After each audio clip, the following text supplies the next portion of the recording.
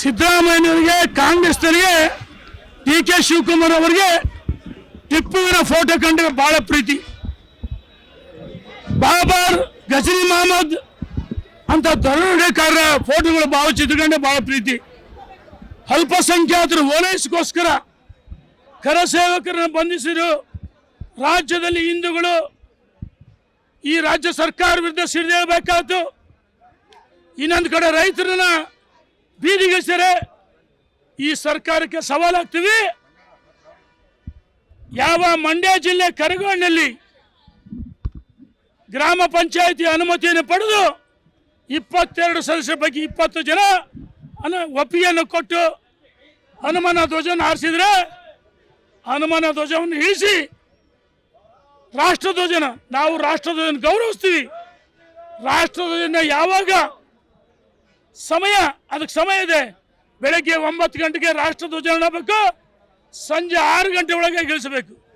ರಾಷ್ಟ್ರಧ್ವಜಕ್ಕೆ ಈ ಸರ್ಕಾರ ಅಪಮಾನ ಮಾಡುತ್ತೆ. ನಾಚಿಕೆ ಆಗಬೇಕಲ್ವಾ? ಈ ದೇಶದಲ್ಲಿ ಕಾಂಗ್ರೆಸ್ಗೆ 2 ಬಾರಿ ಲೋಕಸಭೆಯಲ್ಲಿ ಬಹುಮತ ಅಲ್ಲ.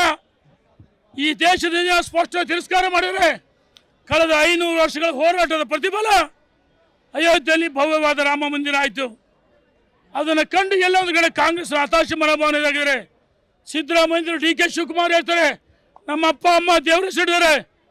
ಡಿ ಕೆ ಶಿವಕುಮಾರ್ ಅವರೇ, ನಿಮ್ಮ ಹೆಸರು ಶಿವ ಇದೆ, ಆದರೆ ಶಿವನೇ ತದ್ವಿರುದ್ಧವಾಗಿ ನಿಮ್ಮ ಶಿವ ಅಷ್ಟೆಲ್ಲ ನಿಮ್ಮ ಕೊರಳಲ್ಲಿ ಮಿಡ್ಲ್ ನಾಗರವಿದೆ.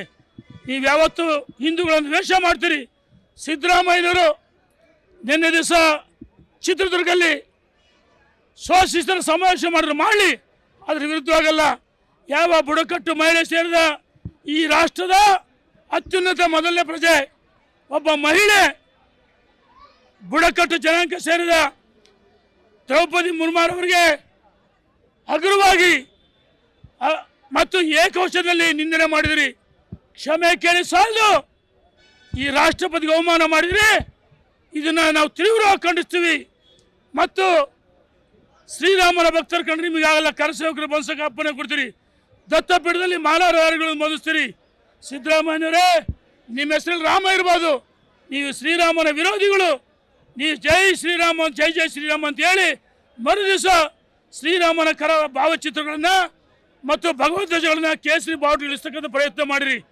ಭಾರತೀಯ ಜನತಾ ಪಾರ್ಟಿ ಸಂಘ ಪರಿವಾರ ನಿಮ್ಮ ವಿರುದ್ಧ ಹೋರಾಟ ಮಾಡ್ತೀವಿ. ಬೀದಿಗಿಳಿದು ನೀವು ಹನುಮಾನ ಧ್ವಜ ನಿಲ್ಲಿಸಿರ್ಬೋದು, ಆದರೆ ಹಿಂದೂಗಳ ಹೃದಯದ ಸಾಮ್ರಾಜ್ಯದಲ್ಲಿ ಶ್ರೀರಾಮ, ಹನುಮ ಮತ್ತು ಶಿವಾಜಿ ಮಹಾರಾಜ್ ಎಲ್ಲ ದೇವಾನುದೇವತೆಗಳಿದ್ರೆ ನಿಮ್ಮ ಎದೆ ಬಗೆದ್ರೆ ಟಿಪ್ಪು ಟಿಪ್ಪು ಟಿಪ್ಪು ಬಾಬರ್ ಸಂಸ್ಕೃತಿಯವರು ನಿಮಗೆ ಸ್ವಲ್ಪ ಓಟ್ಗೋಸ್ಕರ ಈ ರೀತಿ ಹಿಂದೂಗಳ ವಿರುದ್ಧವಾಗಿ ಹಿಂದೂಗಳ ದಮನ ಮಾಡಿಕೊಟ್ಟಿರಿ.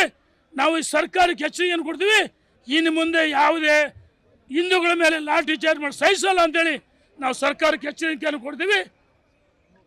ಭಾರತೀಯ ಜನತಾ ಪಾರ್ಟಿ ರೈತರ, ಮಹಿಳೆಯರ, ದಲಿತರ, ಹಿಂದೂಗಳ ಪರವಾಗಿ ನಾವು ಗಟ್ಟಿಯಾಗಿ ಧ್ವನಿ ಎತ್ತೀವಿ ಅಂತ ಹೇಳಕ್ಕೆ ಇಚ್ಛೆ ಪಡ್ತೀವಿ.